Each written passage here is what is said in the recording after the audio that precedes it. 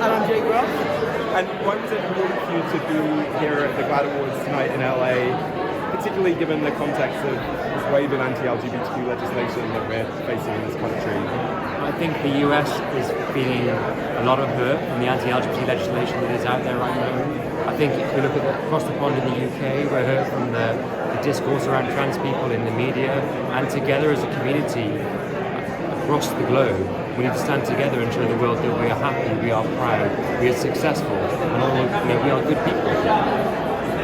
Anything you'd like to add to that? Yeah, I'd just like to say, we are under attack and under fire, and there has been even divisions within our beautiful LGBTQIA community. I think it's important to remember that they'll start with the trans community, but then they will come to the rest of us, and then beyond. And they're going for gay marriage, and they're going for mixed, interracial marriage, and they are going for women's rights and abortion rights. And now is the time to band together before we get to a point where we look back and we think we should have acted then.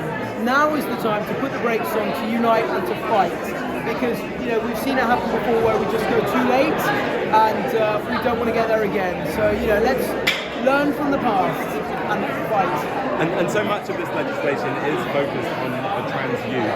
And I wonder if you might have a message for any trans youth who might be watching this, and especially those who are living in states where them and their families are facing these bills. I honestly can't imagine how it must feel to be a young trans person or a family of a trans person here in the US and the States. All I can say is that you are loved, you have support. It might not be directly outside your door, but we are here as a community to help you and to look after you. And whatever happens, we'll stand with you on the fight.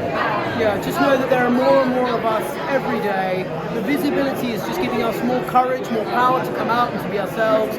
And it is tough and it is scary. It's scary for us, so it must be terrifying for you. But just know that after this darkness, the sun will shine again, and there will come a time when it doesn't feel so terrifying to step out the front door. So just have hope.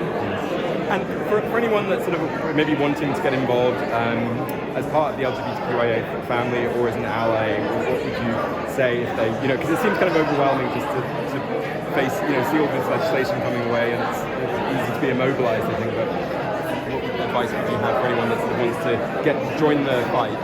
Yeah, I think there are so many things you can do. Like, there's usually something local, like an LGBT group, maybe it's online, maybe it's like a local centre somewhere, but find your community and just build and start small. That's how we all started out. None of us flew into the GLAAD Awards for the first time. We worked as a community, we found our community, and we've grown together, we've come here together. So just find what's comfortable for you, find your family, just get involved in whatever way you can or want to. Yeah, and also when you hear hate and you hear bigotry and prejudice, call it out. We're not hearing the trans voices. Everyone's talking about trans youth. No one's talking to the trans youth. Everyone's talking about trans women and this sort of whole nonsense about trans women taking women's rights. We all know that's not true. We all know that most cisgender women don't feel that way. So it's important to call out hatred, call out bigotry, and remember that the trans voice is so often invisible in these arguments. So just stand together.